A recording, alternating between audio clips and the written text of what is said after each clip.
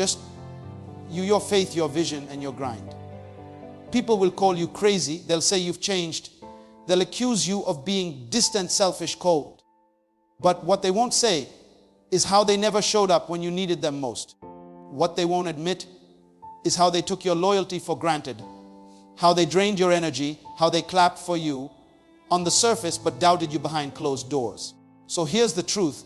Walking alone is not a punishment, it's protection.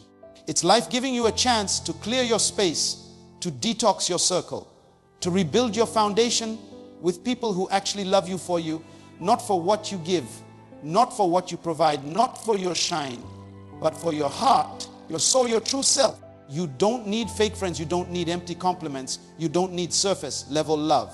What you need is peace. What you need is clarity. What you need is authenticity. And if that means walking alone, taking solo steps, sitting in silence while you rebuild, then so be it. Because real growth often starts when the noise of fake support finally fades away. Self-trust is your real friend. And until you understand that, life will keep throwing you into cycles of disappointment and heartbreak.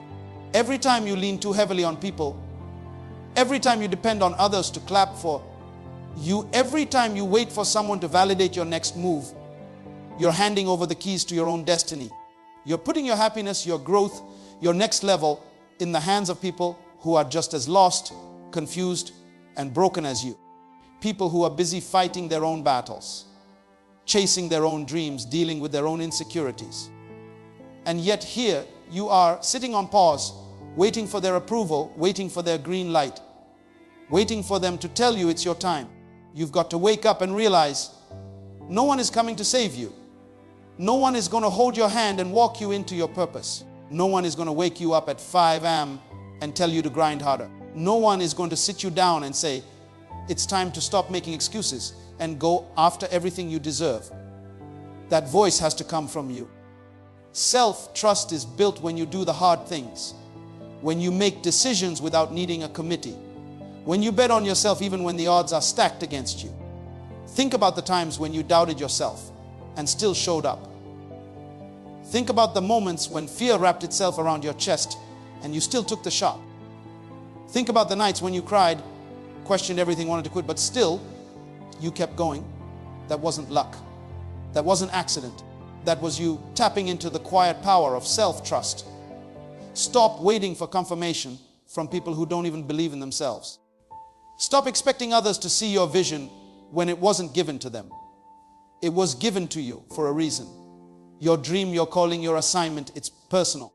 And sometimes the people closest to you will doubt you the most. Not because you're not capable, but because they're too familiar with your history to believe in your future. They saw you when you were weak. They saw you when you failed. They saw you when you made mistakes. And now they can't see the version of you that's rising. But you have to see it. You have to believe it. You have to be your own cheerleader, your own coach, your own motivator. Because when you trust yourself, it changes everything. You stop second-guessing your decisions. You stop overthinking every move. You stop waiting for the perfect time, the perfect circumstances, the perfect support system. You realize that the only thing you need is the belief that no matter what happens, you will figure it out. Look at the most successful people, the game changers, the leaders, the innovators. They didn't get where they are because the world believed in them. They got there because they believed in themselves long before anyone else did. They took risks when no one else would. They stood alone when no one stood with them. They kept moving when the crowd stopped. That's the power of self-trust.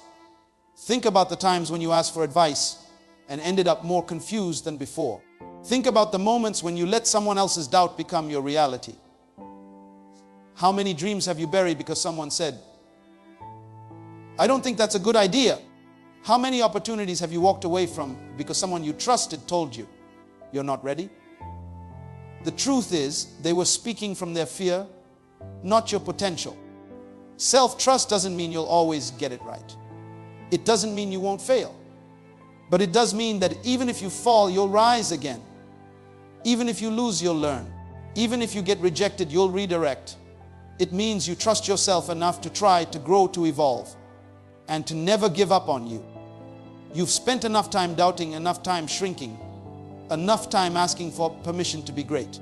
Now it's time to trust the inner voice that's been screaming for you to move, to build, to create, to break limits, to write your own story.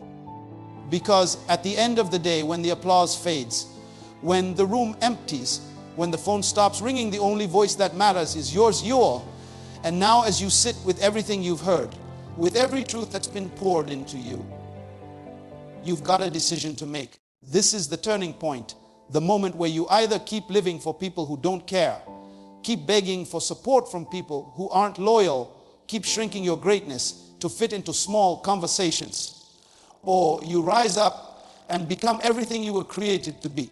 This is not just another speech, this is a line in the sand, a wake-up call. Because life doesn't wait for those who hesitate. It rewards those who move, those who trust, those who believe. Even when the crowd falls silent, remember, people will doubt you. People will misunderstand you. People will leave you. But you must never leave yourself. When you